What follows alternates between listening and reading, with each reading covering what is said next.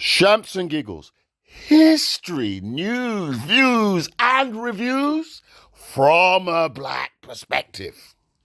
We're back as we do Shamps and Giggles. History, news, views, and reviews from a black perspective. Shall we? We're just talking to things. That's what we do.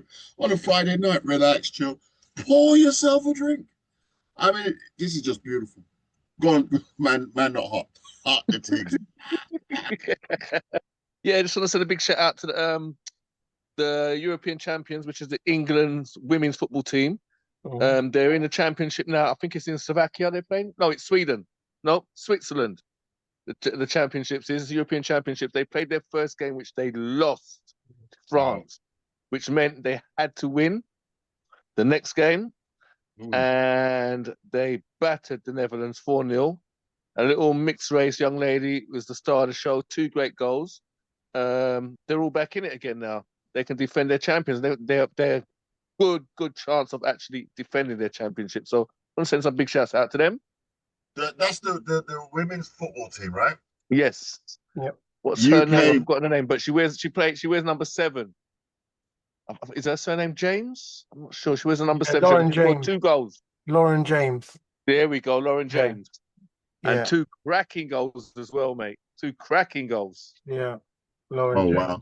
The one thing I'll say about the women's team, the Lionesses, that's their name. Yeah, That's you know, and here they are. It's a beautiful team.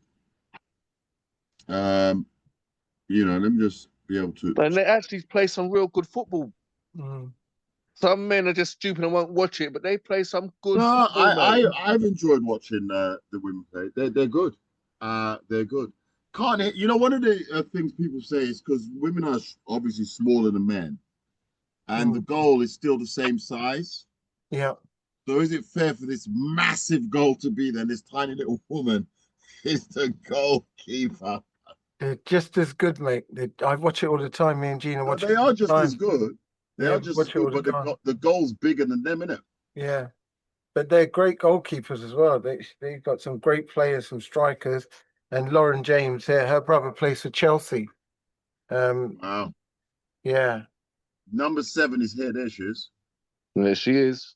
Yeah. So there's 2 girls in there. I don't know if they're both mixed race. I mean, you know, but anyway, they have blackness in them. Let's just say that. There's another Lauren James. She's not in that picture. They're playing the USA on Tuesday night. Is that right, Jimmy? Or maybe you didn't realize. No, I don't think you're reading the right article because in their group is France, all right, Netherlands, and Wales. Okay. So this is a Europe thing. But they're just doing an amazing job. And as you can see, they were born all across the UK. More up north is funny, that isn't it? I don't know why they put these stats on the report. But as you can see, where England's World Cup squad were born, 23 players, and they're pretty much from the north, aren't they? They've got nothing to do up there apart from train, innit? So that's what makes them so good. There you are. And they've come together and they're doing a cracking job. The women's team have done better than the men's team. No 2 ways about it. So, you know. Well, they're European champions. That says it all. Yeah. I think, haven't they won the World Cup as well? They've done a lot. No, I think they just won the European champions. No, I'm sure they've won. Yeah, I'm sure they've won the. I'm sure they've won a World Cup. Yeah, the European Championship. That's what they're the only one defending they've now. won. That's the only one they're defending now. Okay, well, there you are. Yeah, but yeah, big up to the women's team, and they're doing a phenomenal job. Yeah. Maybe we'll have to have everyone round and watch the game. Yeah. Well, Chelsea's playing on Sunday. They're in the cup final. They're on the World Cup, FIFA World Cup final. They're playing PSG. You're missing a big word, and it's club. Oh yeah, World Club, FIFA World. PSG. We saw them play the other day. They're some bad boys, y'all. They're some bad boys. They played Real Madrid and they beat them. Yeah, no, they didn't beat them. They spanked them. Yeah, I know. 4-0 battered. Yeah. And Chelsea, unless you're going to play out your socks, you're going to get a beating like that too, I'm afraid. No, I think you know this, Keith. I might have to watch. What time's it on Sunday? I might have to watch that game. Yeah, man, I'm watching it. You have to watch it, yes? Yeah, PSG was phenomenal. I have to say. I mean, they were phenomenal. Don't mess with them, man. They were phenomenal. It was a really good they game. play good. You know. So yeah, so there's a very good clean as well. congratulations ones. Yeah. Yeah. So well done, Jemmy, for bringing that up. Yeah. Cheers. Yeah. The women's football team. We were. I don't know if I'm digressing. We were talking about the Windrush exhibition. We finished discussing that. We talked about Marcus Fakana. Yeah. And we finished talking about, and then we were talking about parents can be dream killers. Are you a parent? Are you a dream killer? Was your parent a dream killer? Any thoughts on this this clip that we saw there? Pam, what do you think? True, false, indifferent? Your thoughts. We can't all just fall to silence. Otherwise, there's no point me going through the no, we're rushing to put our hands up there, Joe. You just didn't see us rushing to put our hands up. Right, my opinion. Now I would say that parents not unintentionally do kill dreams. Right. They do. And that would be sometimes through their own fears or just protecting their children. Right. Right. I'll give you an example. Might sound really, really daft, what have you. So when I was younger, I gave an example in the chat earlier on, but I'm going to give another example. When I was younger, after traveling, my mum didn't like me going traveling. She was so nervous. She'd always say, her main thing to me was always, she would say, have a safe journey. She said, oh, don't do this, don't do that, don't do this, don't talk to strangers, don't do this, don't do that. You know, are you sure you really want to go? You know, the planes are dangerous, da, da, da, da. And it got to the point where I eventually used to book my trips abroad and this tell her the night that I was leaving. Because she was so afraid that something might happen that she would actually talk you out of it. Listen, they would talk you out. I'll give you an example. Having a Jamaican mother, yeah, she would say something like this, like you want to go somewhere, and you really want to go to this place. It's a very simple thing, and she'll get up and she'll go, you know, I had a dream last night. I had a dream, or you know what? I saw a black crow, or I saw this, or I saw that, and you're like, and because you were you're like, you know what? My mum was very superstitious. You know what? I better not go. You know, I better not do it because mummy had a dream. You know what? That's what I'm talking about. What you're saying there is so true. My mum is the same thing. Yeah, parents can, without, not intentionally. No, but what you said there, I have a dream. Mom used to say this. Without their own fears. I see the plane crash. You're not going again. Yeah. No, I tell you what, like for example, like something could happen, like you could might be going to, let's say America, like one of the places I used to go to a lot is America. Back in the day when you used to have £99 flights, you book it, £99 flight, it's 150 quid, all in. Used to book the trip. And then mum would go, Lord, I heard there was something wrong with the plane. I heard and it's not even anywhere near. Or there was a stabbing. Oh Lord, I heard they did something to somebody. Oh, mum, it's not in the same city. Yeah. Oh, well, you never know. You never know. And that could be, for example, killing your dreams. A bit like some kids probably wants to travel, wants a career. They'll get nervous. They'll say, I don't think you should do that because what if? Do you know what I mean? Man, no. Your hands up. Thank you, Nisha. That's classic Nisha because my mom done the same thing. Man, no, your hands up, part of things. I think well, I don't think I know. My mum kind of was like overprotective because I was the last, and I think she kind of I'm not going to say I think she was overprotective. When I was growing up, when I was just coming out of primary school, going into secondary, no, primary school, just going into secondary school. That ran that kind of 10 to 12 age gap. Sometimes my friends would be downstairs in the car park where we used to play football, and I wasn't allowed downstairs. So I could hear my friends playing football downstairs. I could see my friends playing football downstairs, but I wasn't allowed to go downstairs. I was only allowed to play on the balcony with the tennis ball. But we used to make the tennis ball mysteriously go over the balcony many, many, many times. Of course. But what that did for me in the longer run, in the bigger scheme of things, when she decided that she was going to let me go, I was everywhere. Like I went to my first carnival at 13. Yeah, you got lost. That's why she wanted. That's why she didn't want to let you go. Oh, and squeeze popped at me. Hang on. What did you just say? You got lost. That's why she didn't want to let you out. Well, but it then inspired me to travel. Yeah, I went to my first country outside the UK at 16. I was in France at 16.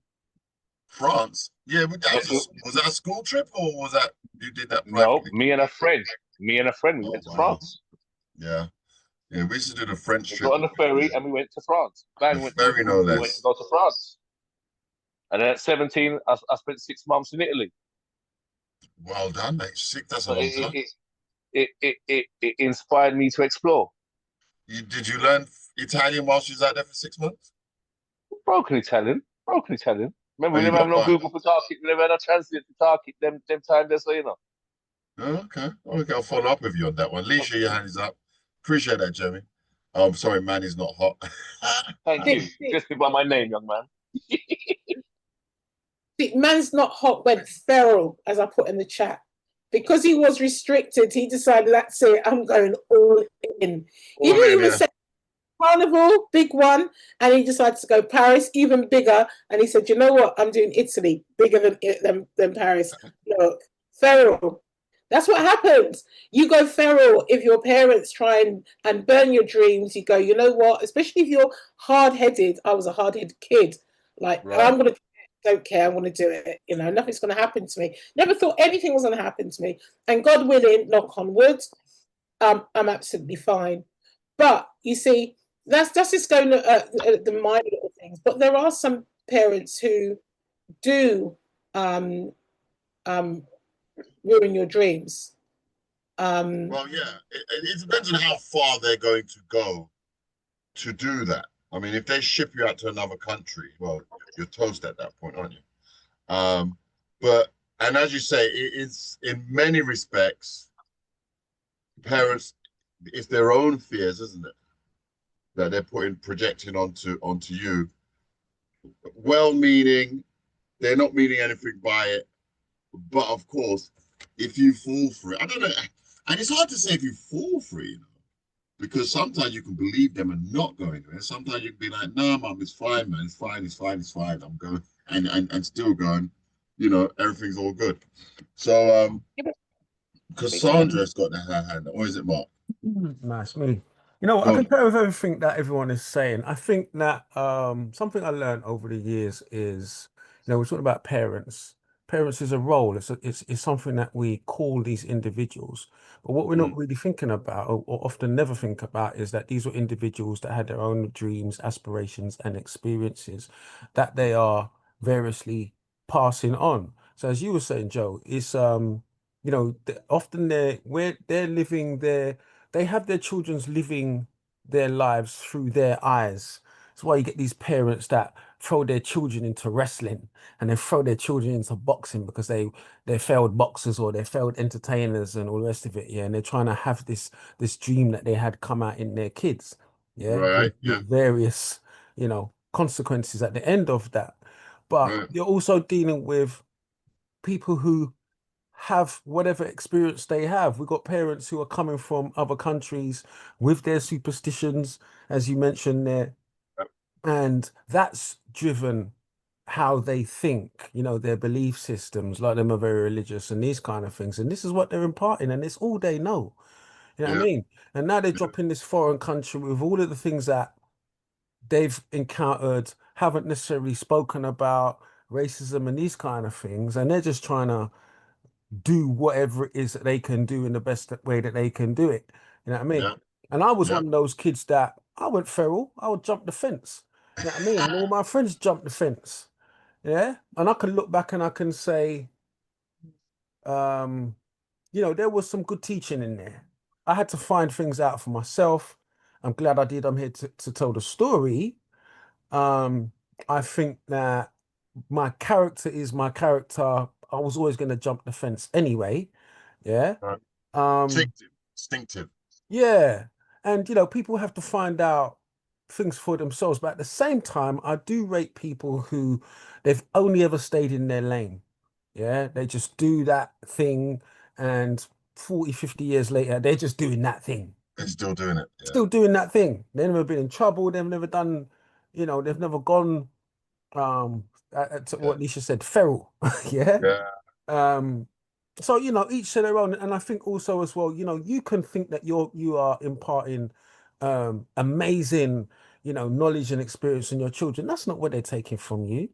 They're taking whatever it is they're taking from you, and they're taking other lessons and instructions and experiences from their friends. Yeah. That's what we did. Valid point. It's not necessarily what you think you're imparting to your children that they're taking on board. 100%. They're just grabbing things what suits them, you know. Yeah, it's true that. But yeah, we as parents, that's what we do. We try, isn't it? Thanks, Mark. Sister D, your hand is up. Start the things. You do need to unmute if you can find the unmute button. Hey, it's Dee's daughter here. I just wanted a child's perspective on parents being too strict, was it? Oh, yeah, parents dream killers. Yeah, I feel like what you guys have touched on is a very correct. Like, if you have your own issues in life, then you will try and like project them onto your kids. There's that as well. But if you are quite strict, your kids will really like just try and push the limits as much as possible, but also become quite sneaky and secretive. Whereas parents, they weren't like, my mum was a little bit more strict than my dad. My dad was very like carefree and like try it and give it a go. But anytime like we messed up or anytime we became scared, or like say as a young child, say we got on the wall and then we fell off, for example, he will force us to go back on the wall so that we're not scared. Do you get what I mean? So like, I know that he didn't want us to be scared of anything. So he was just like, go for it, go for it, go for it. And then what did you learn from it? Do you get what I mean? So he didn't restrict us in a way. Do you get what I mean? He was like, yeah, just do it. And if you need me, I'm going to be here. But just whatever you want to do, just go for it. And then we'll talk about it afterwards, kind of thing. But some of the things we didn't do, we wasn't really interested in doing it. So like maybe like smoking and like all of that other stuff, we wasn't really interested. Because we saw other people do it and we thought, yeah, that's not, we don't want to look like, we saw the outcome and was like, yeah, that's not for us. Do you see what I mean? But then like my mum will be like, don't do it. And she'll just be more strict. Right. Yeah, I feel like none of them killed they wasn't really dream killers. They wasn't really like say no, but we have other people like some of my friends and like some of my like family, and you can see like, yeah, their parents were strict and they turned out this way and they turned out that way. Do you get what I mean? Yeah, also, we had each other, so we kind of learned from each other's experiences. So if your sister would do something or your brother would do something and it didn't turn out good for them, you're not going to go and follow them. Prime lesson. Do you get what I mean? So it's just, you're going to be looking at them thinking, yeah, that didn't work out. I'm not trying to be you. So yeah, I feel like, yeah, they do kind of enforce things, but then also my parents work together. So if my mum was being strict, my dad would say, oh, like, don't be so strict because you don't want X or Y, Z to happen. So they will kind of like talk to each other about the whole circumstances or anything that they wanted to like input in our lives. Or then you see them talking and then you kind of say, okay, like they're kind of debating about it. They wouldn't really argue, but they'll more like give their opinions on it. Looking at the pros and cons. Yeah, so they'll weigh up the pros and cons and so on and so forth. So I think in that aspect, they wouldn't really kill our dreams. But then also with my dad, he wanted to be a runner. He was really fast and he wanted to run for England, do like athletics and so on and so forth. And because he wasn't able to do it, so because of funding, I think that's where his perspective came from. I don't want my kids to go through what I went through. So in a way, he didn't kill our dreams. He more tried to pour into them in that. Oh, wait, you didn't apply for running then? That wasn't my dream. Like I would do it, but it wasn't like, I knew I was good at it, but just because you're good at something doesn't mean that's your passion. You're just good at it. Like you can just run, but I wasn't necessarily the fastest. So I didn't really feel like, oh my God, like this is it when I was running. It was just, oh yeah, I run, but if up in a few years, it's not really a big deal. Yep, I hear that. Thank you for your input there. I saw Lisha's hand was up, it went down. But yeah, parents, it's just a natural thing. And it's care though, isn't it? I think that's the main thing. Is because like in the clip that we showed, the African man said that he would not allow, he started riding a bike at 11. His son wanted to ride a bike. He said, no, right? Because he doesn't want his son to fall off a bike. He's willing to take the risk for himself, but he wouldn't want that to happen to his son. His son did it out of disobedience. And of course, now they're riding motorbike together, which is amazing. Cassandra and Mark, they're saying, and which I believe 100%, fear of spiders almost always comes from parents. The children see how you react to it, so now that's their reaction. And funny enough, it carries on for life. I mean, you made it stuff up. Oh, by the way, guys, here's a conversation that we've been meaning to have. It's assisted death, right? It wasn't put down, but I think it was about 2 weeks ago. We haven't been able to have this conversation. It was about 2 weeks ago that there was an assisted dying bill. I can't remember if it was confirmed, but it's going through the Houses of Parliament now. And it will affect your future. There's just no two ways about it. If that comes in, it will affect your future. Because I think it gives it gives the individual powers, but it also gives the doctors powers, doesn't it? So I don't know if I was following along with that assisted dying bill. I followed a little bit. I heard them debating it. It's actually quite horrible because when you're thinking, like the main news may say, oh, if you're 90, you've got terminal something, you're in pain, it's best to just help you die. But there are teenagers that, for whatever reason, they want to take their own life. And an assisted death bill, they'll just put their name down. Or if the doctor suggested it, they'll be like all for it. So it was quite a debate. Just wondering what the thought, we've been trying to talk about it for the past 2 weeks. Smiley's got his hand up already. Just interested to get the thoughts here. It will, in the future, affect your life. There's no two ways about it. Smiley, start the things. Yeah, well, thanks very much. Yeah, that's that went through, yeah, it's about 2 weeks ago. It went through? Well, it went through the first stage. Yeah, it went through the House of Commons. They debated, they voted on it, and that was successful with the ayes and the noes. Right. So it's gone through for that first stage. And a lot of people are very happy about it. And you have the flip side of the members and also members of the public that not so keen to see that bill go through. But you've got to bear in mind that there is thousands of people out there who are suffering from illnesses, and they now have a chance to die with dignity. Yeah. But for it to go through, it's not a simple thing as I wanna die, switch the machine off. It's nothing like it. Nothing like it. It's still got to go through the due process of senior medical doctors, solicitors, and other practitioners that will give you the rubber stamp. But that's at this stage. But 10 years time. Yeah. Yeah, but at this moment in time, it's now with the House of Lords, because when things need to be passed, it's got to go into the House of Lords. They are the rubber stampers. Right. And once it's been rubber stamped by them, then they will get a release date or a date for it to start coming into effect. Wow. So the House of Lords, I think they've seen it, but they haven't debated it in there yet, and they definitely haven't voted on it. It may not even be looked at until 2026 in the House of Lords. Yeah, it may. Depending when it's on their agenda. So, although it's got the first round has gone through the House of Commons, it's definitely not gone through yet. But I think it would be a good thing. I really do. You got this is just one name, listeners. I'm not saying that she's the only one that's advocated it. It's Esther Rantzen. Right. She's going through a serious medical issue, and Cancer, right? Yeah. Yeah. And she wanted the right to die.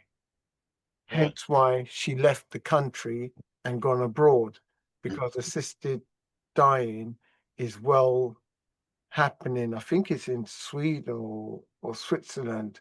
They have it that you can go to a place. They look after all your medical condition. They take care of you, but they are on the understanding that they will not allow you to suffer. And that is what it is. So for me personally, You're still alive. You're still alive, but you're going through a process that they won't prolong you to suffer with the pain and indignity of everybody saying, nope, you're not dying, you're staying alive. And you can see your parents or your family member going through excruciating pain, all because the UK medical practitioners don't want to press the button or don't want to let you go with dignity.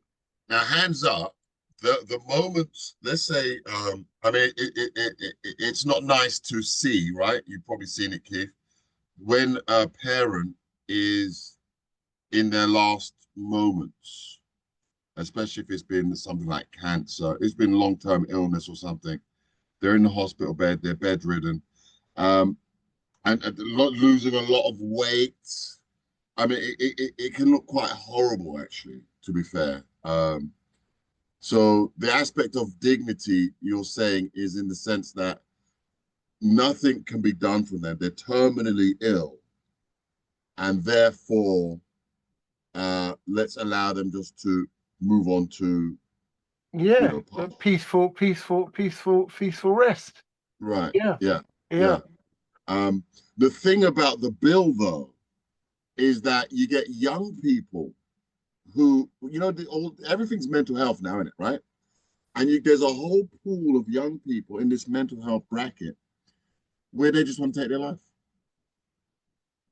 So how will the bill navigate that situation? Well, I think that's a different scenario, because it's purely if they are end of life care. That is what it is. It's not because your mental capacity is not right or you've got suicidal thoughts. It's nothing to do with that. It's purely if you are on the end of life care sort of direction. And I think that is what the bill is all about, the assisted dying. Some listeners or viewers may think that it's got to do with mental health and all sorts of other things, but it's purely, my understanding, is that it's an end of life scenario. But with us, Black people, even if you, like the care homes, many of us now think, given post-COVID, that you end up in that place, they're just going to finish you off anyway. I mean, there's many people that can attest or will attest and say that, oh, my significant person went in the care place and didn't last but 2 weeks, 4 weeks, a month. And as soon as they went in there, everything changed. And so Black people would rather take our parents home, look after them, and just let them die with us. Mhm. Again, I mean, that's sort of what we did with our mum. However it be, she will be with us. So this end of life process, we seem to think that it's already happening. Why legalize it? Well, you would probably know, just like our listeners and other members. And I'm not a medical profession, but I do No, try. none of us are, by the way. We I have try to and keep abreast Yeah. of news. So you will know that in the past, and definitely in the past, I haven't heard it recently within a year, in the past, that some people have gone to prison and been arrested because they've helped their family member pass away. They've assisted them, and Yeah. it's not legal. Yeah, you know, it makes me wonder about that. It's not legal, and they're did they saying that help you them shouldn't to be make doing a that point? without the medical professions giving you the heads up or yeah. the rubber stamping it. So it's an arrestable. It's like murder, manslaughter. Well, it becomes like a murder Yeah. situation. But is it that the people that help their significant ones pass on, Mm. is it that they did it to make a point? Because how do you get arrested doing that? I mean, the hospital themselves, they plug that thing in you, innit? And they push the button, it automatically injects the morphine into you to a point that you die. Mm. So assisted death is already happening. You know, so Yeah, but it will only happen at the extreme, like they say, no NDR or something, no resuscitation. resuscitation, yeah. Yeah, something like that. But Yeah. this is Do when not resuscitate. DNR, do not resuscitate. yeah, Do DNR, not yeah, resuscitate. yeah. But the family members that are helping their significant other pass away, they're doing it illegally. And hence why when the doctors and the hospital do the autopsy or whatever they got to do in the test, they realize that somehow or the other, your ailing family member induced themselves with X amount of morphine or tablets, or whatever, which is impossible to do. Because Right. you are their carer, you're caring for them. So it's got to be you that provided them with whatever. Absolute madness. Hence why you get arrested and put in prison. Do you remember that there was a girl looking after her, let's say it was her mother, and that is exactly what happened. She gave her an overdose. The mother died, Mm. and she buried the mum in the house. I mean, this was bound to be revealed in the house. And after a couple of years, people asked her questions. She said, "No, mum." I can't remember what the explanation was. This is one of those things on the crime CSI, that thing you see on TV. Mm. And then after a couple of years, it was found out. Yeah, she did her mum off, and she was spending her mum's money, going in the car, spending all the money and all the rest of it. Mum was missing. She didn't have family coming around. She was claiming that mum was poorly and da da da da da. Meanwhile, mum she'd done her off and was living the life, living on a pension and all sorts. Yeah, but I think the girl had a breakdown. She was the only carer, wasn't getting enough help elsewhere, and she just had a breakdown. And yeah, that was the plan she hatched. You know, so that was illegal. Imagine if they made them things illegal, and you could now be offed, and that's it. Your picnic done dead you up, and they're spending half your money, and it's now legal. These are the loopholes that occur. You put something into place for one thing, but often 10 other things appear that you weren't even thinking of, and it begins happening. Yeah, well, I think that they've closed the doors on a lot of the loopholes when it comes to assisted dying. Right. They've closed a lot of the loopholes because that's why it's taken so long to come through. Because they're looking at all the scenarios and different angles of things. Right. But we'll wait and see what happens. But for me personally, in my opinion, it's a good thing. So okay, so you're for it. That's me. I'm not for it. I'm not for it, and the reason why, I think, you know, there's more than enough things happening already that deals with that subject. And I think that when you make it legal, it's the unintended consequences that will surface. And we'll have to joke a pin. We'll see what happens in the future. But it was discussed on Shamps and Giggles, assisted there. And what, you reckon 2026? So we'll joke a pin, I guess. Yeah. I'll look Next into year. it for sure. Yeah. 2026 when it comes about or whatever, I will bring it back to the table. Yeah, and we'll see what Tagwan Dessa. Guys, here's another one. This is from the Zooming group.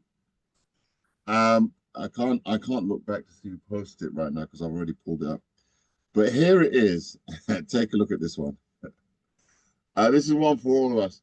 The young girl in the picture here, she punched her dad. Now, I don't know if this is a t-shirt that he's wearing, New York Bronx. I don't know if this is an American situation. But what are you thinking of? Before I share the clip, the young girl, she literally ran over and punched him. Okay. How would you react to that situation as a parent? How would you react to the situation as a parent? Do you think this child punching her dad is an okay? Just a little verbal, hey, look, don't do that, don't do that. You shouldn't be hitting your parent. It's wrong. Do you think that's adequate? Do you think, what do you think? How do you think you manage this here situation? Smiley, your hand is up. Well, this is a twofold situation. I'm just going to say, I feel that it's a video for likes. I don't think it's true. Right, valid point. I'm glad you mentioned that as a first stop. Yeah, so in that sense, however, on the B side or on the flip side of the coin, if that were to happen, I think that means that the child has got away with similar incidences while she's of that age, because when you do look at it, you'll see that she's confident in what she's saying, and she's got the swagger to aim and to do it. And for me, I would have done exactly what that gentleman has done, but he did it very late on, is tell her, do you think it's honourable? And I think that the way the mum's talking to her, she's trying to get through, but I think that the mum's hasn't handled it right. And I think for me, it would have been the old-fashioned way. I would have gone back to my parents and their parents' days. And being a 60s baby, I know about punishment and being chastised, as they call it. And the child would have been chastised.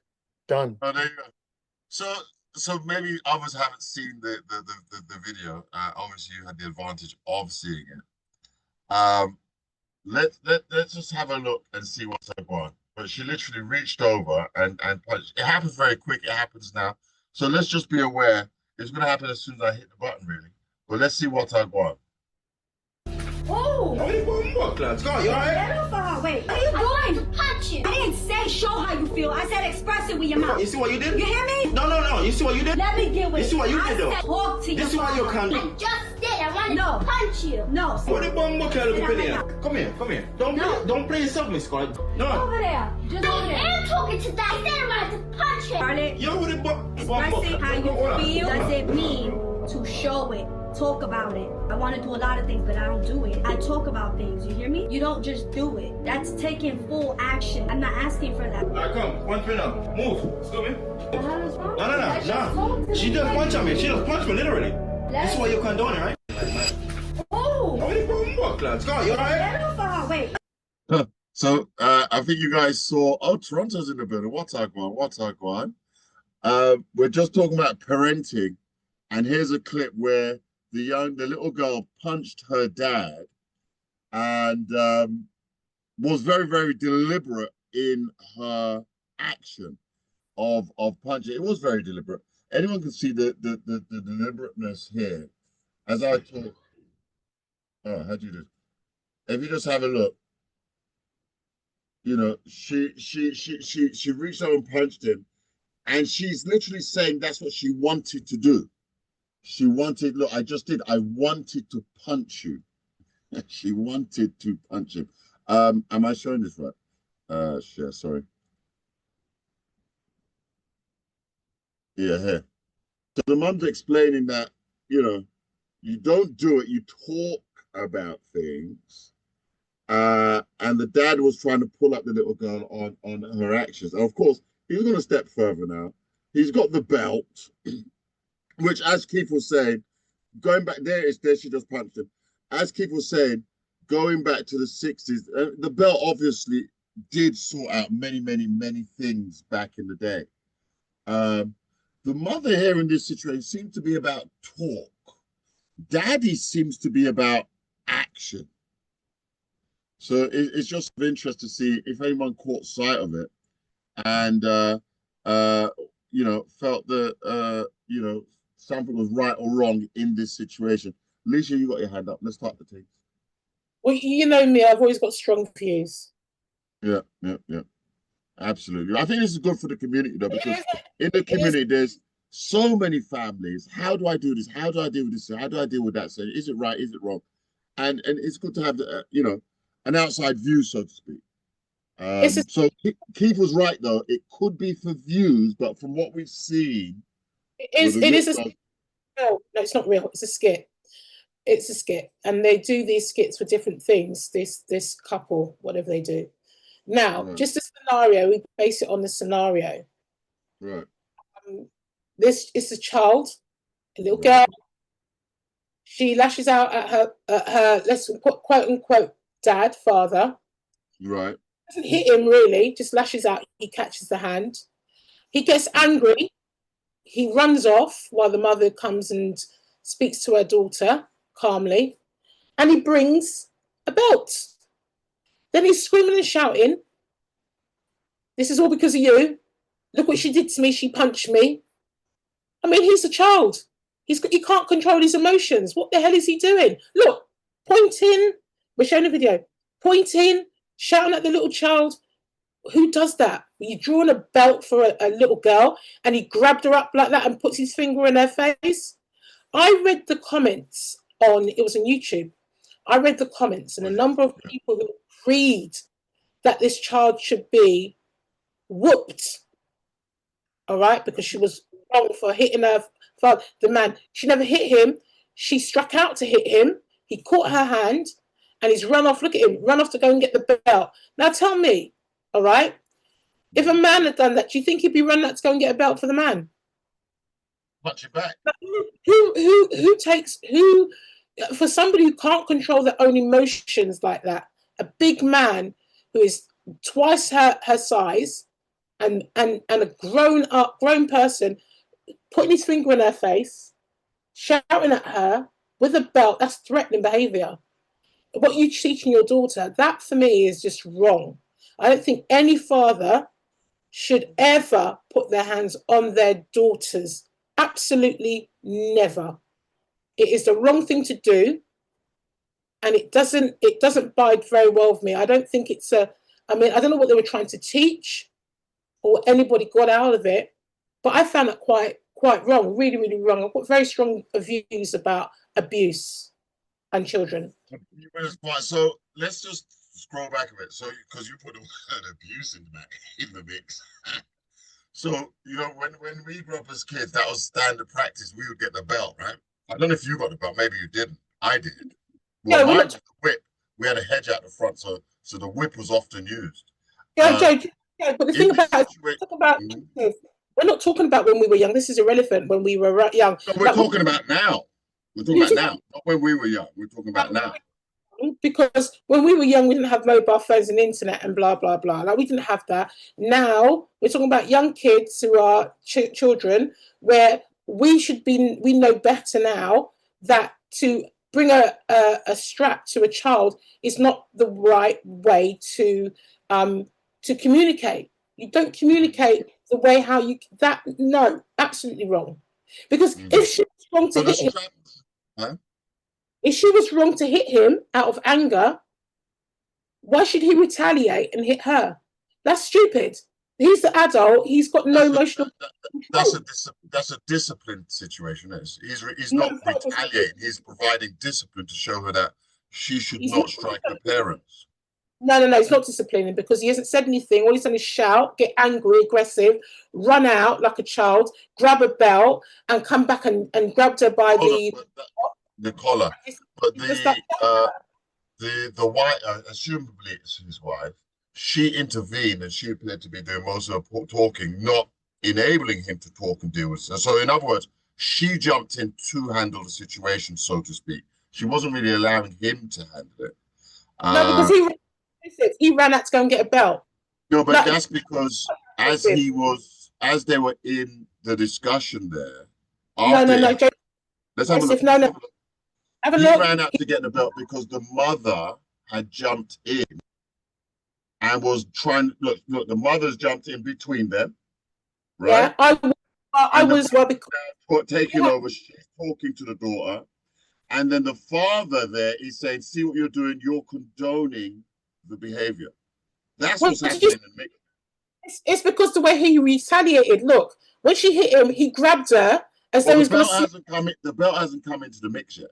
No, but his hands would have, because the way how he grabbed her and was screaming at her in her face. So the mother splits them up, and then he ran out to go and get a belt. She's speaking to the daughter, and he's run out to get a belt. He doesn't want to diffuse the situation. Look, he's caused the situation by running in with a belt in his hand, swinging a belt in his hand, and having there she is. I've said enough. So anyway, so the point is, you think that he's wrong for going so far as to get a belt, and the mother in the situation where she's talking to the daughter, you think that is as far as it should go, or do you think there's more involved? Joseph, the point of the matter is this. He's wrong. No. Listen to this. This is what I see on the screen. I'm looking at what I see on the screen and what's being said. The child is with the father. We don't know what happens before then, but the child lashes out at the father. And doesn't hit him, strike him. Remember, she's a very small little girl. She's a little girl, and she's probably like 6, 7 years old. He catches her hand. He gets upset. He grabs her. The mum comes in, splits them up. He then starts shouting, look what she's done. She tried to hit me. She's trying to punch me. He runs out.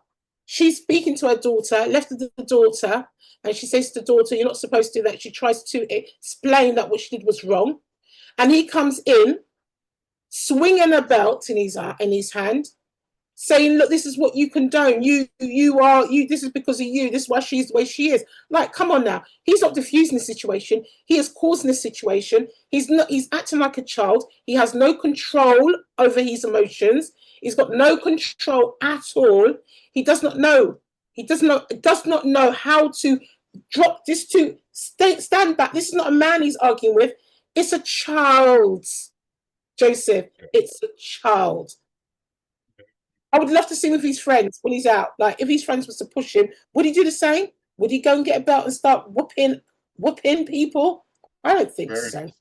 Okay, let's listen. Keith, you had your hand up. Yeah, let Sister D go first. D, come in, talk the things. All the radio listeners, if we run out of time, we're saying goodbye already, because this seems to be deep already. D, talk the things. No disrespect, I've come from a household where you don't lift up your hand to your parent. That's the first thing. So I'm going to blame both of them, because for me, where this little girl went wrong was who gave her the right to lift up her hand. That's the first thing. Lisha, I hear what you're saying, and just bear with me. My mum always say, you see something and you copy it because you've seen it happen before. So this little girl find it right for her to pick up her hand and look at somebody to strike. That's the first thing that she did wrong. The next thing is, and I hear what Lisha's saying, and I totally agree, where's this man going with the belt? What should have happened was he should have held her hand and said to her, no. Give her a little tap on her hand. Tell her, you mustn't lift up your hand to your parents. It's a sin. Take her, put on the notice depot in one corner and talk to her about, does she believe that this behavior, what she's doing is right? Because at the end of the day, she had no right to lift up her hand, firstly. Secondly, she don't pay the bills. She's too small for her to be lifting up her hands. Where did she learn that from? And talk her through it and find out why did she feel it was right for her to lift up her hand and want to hit out to her dad. That's what's in my head right now. What gives you where's the fear? How can you look at your dad? What? And then repeat, you want to punch him. Sorry? And she repeated it. I want to punch him. I want to punch him. So then when she said you want to punch him, the mom there screaming and shouting, but somebody should have said, why? Could be at school though. She might have learned She's at home and she's there lifting up her hand to want to hit her dad. Right. So she might be sick, she might be going to school, she might not want to go to school, she might have autism, she might have a lot of things. We understand that. But this to me right here was not the first time. And when it was the first time, her ear should have got wrong or something should have happened where she knows no. Right. There should have been an act of discipline somewhere along the line. To prevent it occurring again. Okay. Hold on a minute. I know we don't know. Listen, we don't know what happened. We don't know the full story, yes. Exactly. I'm not saying we can only go by the clip. We can only go by the clip. I know. If anyhow I did a lift up my one little hand, the finger, even a nail to my mom, it would not have been the whip. She would have gone and got the wire from the curtain, and that right there, end of story. Like it, no like it. Then she would have told me. She would have told me when she finished beating me. She would have told me to go on my knees and be on my knees for the best part of an hour. There you go. Think about that's me. Kneel down in front of the door. Door wide open. Your friends come. Look. The friends come. They walk past. Coming out to play. I can't. And that's what I'm going to say. Thank you very much. The deterrent would be applied. The deterrent was discipline. Discipline, immediate and effective. In fact, I mean, good Lord. Let me Cassandra come into the thing. By the way, I think we got to say good. Oh, no, we still got time. Okay, fine. Cassandra might come into the thing. Me. You know what? .co.uk is the website. Please visit us. Shamsigiz@gmail.com. Please send us an email. We're on various radio stations. But carry on, Mark, type the things. I think Lisa just said it. I would want to know the backstory. We're looking at something, we're taking a snapshot, and it is something that we do, which is we're just looking at the thing, the event as it happens. What we don't ask is the backstory. And I'll be very interested in the backstory and how it got to what this lady was just saying just now, Sister D, is how did this young person get it into her head that this was okay? Yeah.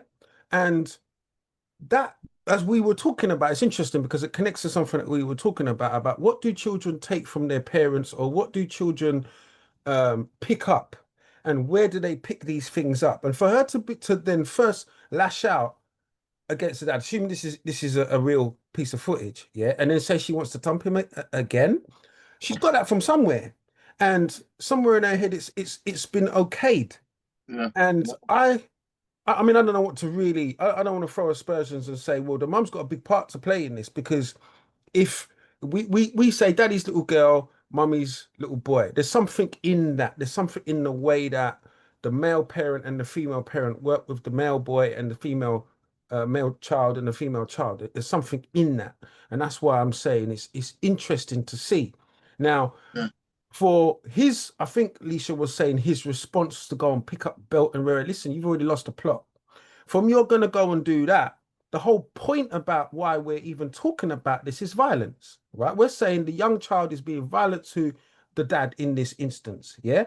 So you don't meet violence with violence in this instance. What you're supposed to be trying to do is correct through example, yeah? My ex-partner and an autistic boy used to lash out, and she would hit him. This is before my time, but she said she would hit him. But what she was doing is she was showing him, you hit me, this is what it feels like. But she's a woman, she's you know, she's not a man and she's not going at him like that. But the point is, she's giving him a way to understand what his reaction or response is. What does it mean? Yeah. And that's about the best that you could probably do in this situation. Because the minute you say that you're going to go lash out, right? And this is what people do. They don't realize that you're lashing out for your own purpose. Most people, they're not teaching the child anything. What it is the child has done something that they don't like, and they are responding to that. It's not a lesson. There's nothing to learn here. You know what I mean? So I'd be interested in, where did this child get this idea from? And two, the response should be, no, this is the consequence of what you do. It's not a beating. This is teaching. You know what I mean? Yeah, I would teach my children discipline from the get-go. It's quite interesting. My son was autistic, and he did used to eat out. He did used to get beat, not by me, by his mum, and no, and by me too, by the way. But being didn't. It served zero purpose. It did nothing for the nothing. He was autistic. He didn't understand that. I had to take the beating. And I took the beating for a while, till a time came when he actually calmed down. Whatever's going on with autism, there's something going on in the body, in the mind already. It's sensory. Yeah, until he calmed down, and then he would literally stroke my head. But I used to take a beating to get, before he got to that point, because there you had to understand it. Now, we don't know if the child here in this case is autistic, but she was very verbal behind what she wanted to do to her dad. So I would say the reaction has been because it's happened more than once. Because I would say the first time that happened, you're going to talk to the child, isn't it? It's a conversation. Child, what did you do? Why did you do that? Why would you? It's the conversation. You have to, I think parenting, the first thing you have to do is understand the child, where they're coming from. What's the motivating factor behind the action? And then if it's a continuum, then you've got to try and put things, and obviously it's not a one shoe fit all, is it? It's different things. You might try one little thing, go to your room, didn't work. The child's still hitting that. You might try a different, but you got to try different things. When we were kids, the belt was very effective. In this day and age, where I see in the chat, you got Childline. Who put that in there? Look, before Childline, see, you got Childline, all these things. You got schools. It's always better to try to communicate conversation. Yeah, I would say. So to jump in. Well, ultimately, I would use the belt, and I did. Yeah. It wasn't a belt. My hand is good enough. You know, yeah, I'm gonna put a blap on that butt cheek and make it snap. It's the sting. Somebody said that to me. It's the sting. That's what they remember next time they don't do it again. Listen, you see, this is the problem though, right? I think that we as a people and as a generation, I hear people say, yeah, the beating done me good. No, beating never done me good. It didn't stop me from jumping the fence, right? Yeah.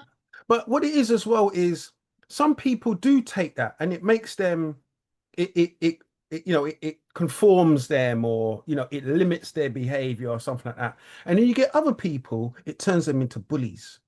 They become, we're talking about violence, and the extreme of this, and I've seen this a lot, where you have domestic violence and young boys will take on, and it's almost a cry for help.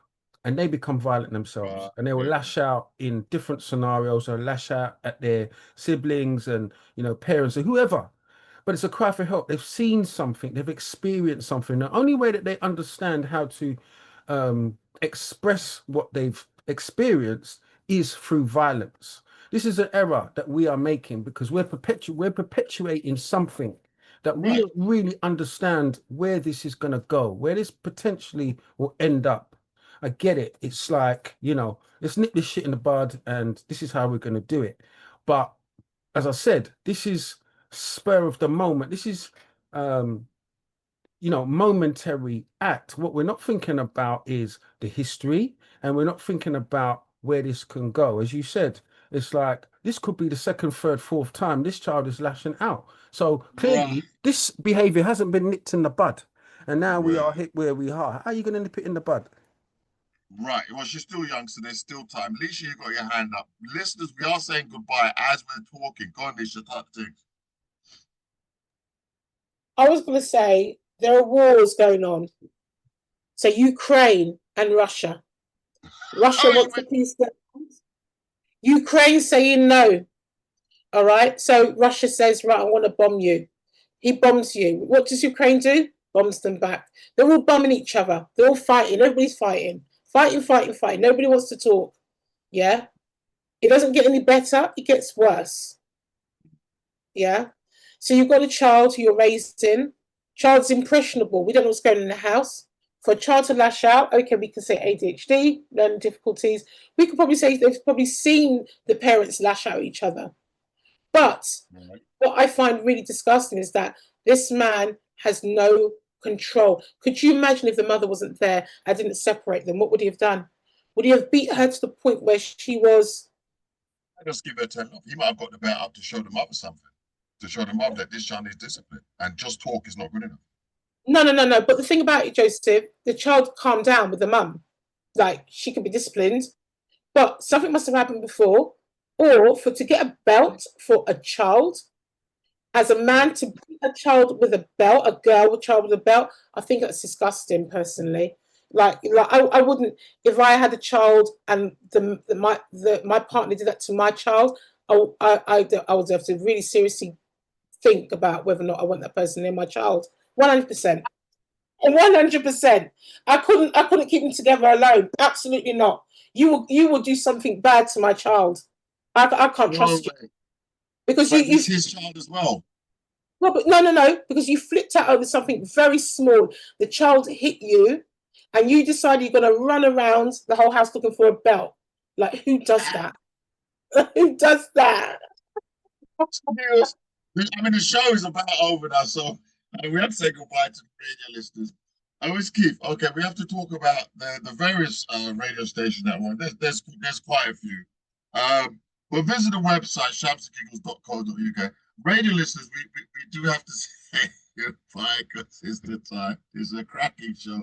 Join us again on the next show. By the way, you can catch a replay on YouTube. Bye for now.